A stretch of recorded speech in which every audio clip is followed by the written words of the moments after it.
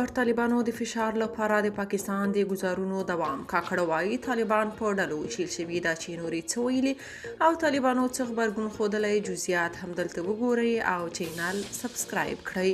د پاکستان صدر اعظم انورالحق کاکړ چې د پوځ غلام دی او د پوځ خوشحالۍ لپاره هر څه وایي، تازه یې ویلي چې له تروریستي ډلو سره د مقابلې لپاره د طالبانو له حکومته طبقو له حقیقت سره اړخ نه لګوي.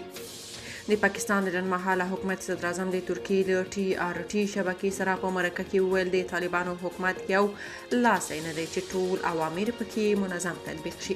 د زیاته کړه طالبان په ختیځ، لویدیځ، شمال او جنوب کې په څو ډلو ویشل شوي، خو د افغانستان د طالبانو تحریک په نوم یو عمومي چوکاټ هم لري چې ځان اسلامي امارت بولي او عمومي واک لري. انورالحق کاکړ وویل تصور دا دی چې د طالبانو له مرکزي هستې څخه اوامر په ټول افغانستان کې په منظم او شفاف ډول اجرا کیږي، خو حقیقت داسې نه دی. د پاکستان د موقت حکومت صدر اعظم په وینا اسلام آباد د طالبانو په عمومي جوړښت کې له بیلو او کوچنیو ډلو سره د تعامل په حال کې دی. دا هم ویل چې طالبان په افغانستان کې یو بلواګره ډله وه چې د نړیوالو ځواکونو له وتلو وروسته یې واک ترلاسه کړه. د په عین حال کې ویل چې طالبان وخت ته اړتیا لري او د هیله لري چې د افغانستان او پاکستان په اړیکو کې له ننګونو سره د تروریستي ډلو د منځه وړلو لپاره تعامل موجود وي.